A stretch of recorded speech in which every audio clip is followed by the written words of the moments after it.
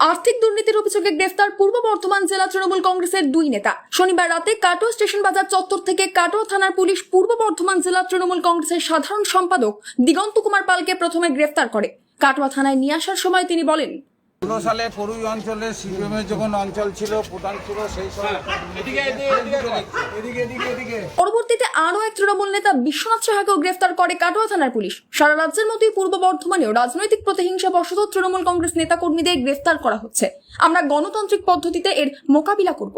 যে সময়ের ঘটনার কথা উল্লেখ করা হচ্ছে, সেই সময় করুই গ্রাম পঞ্চায়েত সিপিএম এর দখলে ছিল, এমনই দাবি করেন পূর্ব বর্ধমান জেলা তৃণমূল কংগ্রেসের সভাপতি তথা কাটোয়ার প্রাক্তন বিধায়ক রবীন্দ্রনাথ চ্যাটার্জি। সারা বর্ধমান জেলা জুড়েই, সারা বর্ধমান কেন গোটা পশ্চিমবাংলাতেই এরকম রাজনৈতিক প্রতিহিংসা বশত তৃণমূল কংগ্রেসের নেতৃস্থানীয় কর্মীদের গ্রেপ্তার করা হচ্ছে। এবং এ নিয়ে আমাদের একটা ফ্যাক্ট ফাইন্ডিং টিম এসেছিল এবং আমরাও থেকে এসপি সাহেবের কাছে তার দৃষ্টিগোচর করেছিলাম যে যাদের নামে কোনো অভিযোগ নেই, সাজিয়ে অভিযোগ করে তাদের গ্রেপ্তার করা হচ্ছে, এগুলো যাতে না হয়। সেক্ষেত্রে এসপি সাহেব বলেছেন যে না, এগুলো আর হবে না। কিন্তু কার্যক্ষেত্রে দেখা যাচ্ছে সেগুলো যথারীতি হচ্ছে, মূলত রাজনৈতিক প্রতিহিংসা থেকে, অথবা হয়তো তারা ভাবছে যে এইভাবে তৃণমূল কংগ্রেসকে দমিয়ে রাখা যাবে। সেটা তো আমি এখন দেখিনি, থাকতেও পারে। প্রতিরোধ তো আমাদের তো সেইভাবে করার কিছু ক্ষমতা নেই। আমরা গণতান্ত্রিক পদ্ধতিতে চলবো, তার মাধ্যমে মানুষই প্রতিরোধ করবে। এলাকার কোন লোক করে যায় না, একজন ওমর আলী শেখ বলে দরখাস্ত করেছে দেখছি। আমরা তো বললাম যে ব্যাংকে টাকা যদি তছরূপ হয় এবং তার যা অভিযোগ, সেই অভিযোগ যদি সত্যি হয়, তাহলে তো আগে ব্যাংক ম্যানেজারকে গ্রেপ্তার করা উচিত ছিল। এই ঘটনাটা 2017 সালে 5ই মে তদানীন্তন সিপিএমের দলের যিনি প্রধান ছিলেন কল্যাণ ভারতী, তিনি বিডিও সাহেবকে জানিয়েছিলেন কাজটা করার পারমিশনের জন্য। বিজেপির কাটোয়া সাংগঠনিক জেলা সহ সভাপতি সীমা ভট্টাচার্য বলেন, মানুষ এতদিন মুখ খুলতে পারতো না, এখন তারা অভিযোগ করছে, পুলিশ তাদের কাজ করবে।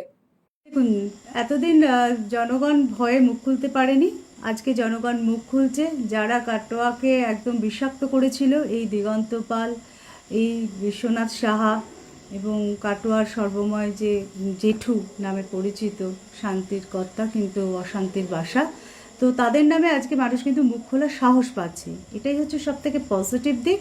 আর মানুষ যখন একবার মুখ খোলার সাহস পেয়েছে, সব মানুষ মুখ খুলবে আস্তে আস্তে। দুর্নীতির যে আখড়া, সেটা কিন্তু সাধারণ মানুষ ভয় থেকে মুক্ত হয়ে তুলে ধরবে এবং এতে আরও অনেক কিছু আমাদের কাটোয়াবাসীর এখনও দেখার বাকি আছে।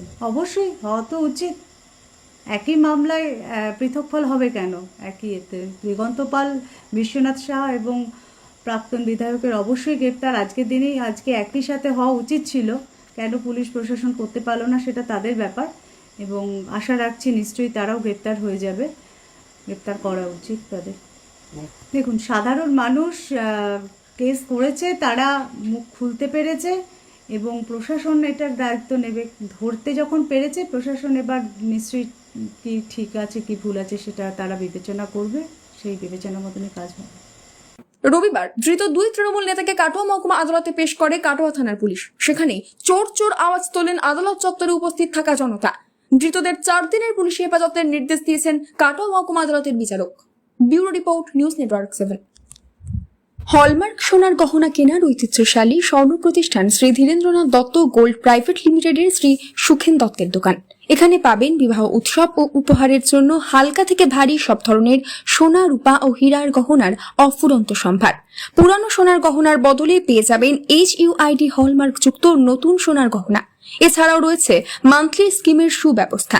ঠিকানা কাছারি রোড, চৌরাস্তা, টেলিফোন ময়দান, কাটোয়া, পূর্ব বর্ধমান। কাটোয়া শহরের অন্যতম প্রাচীন ব্যবসায়ী প্রতিষ্ঠান new Shri Gauranga T store.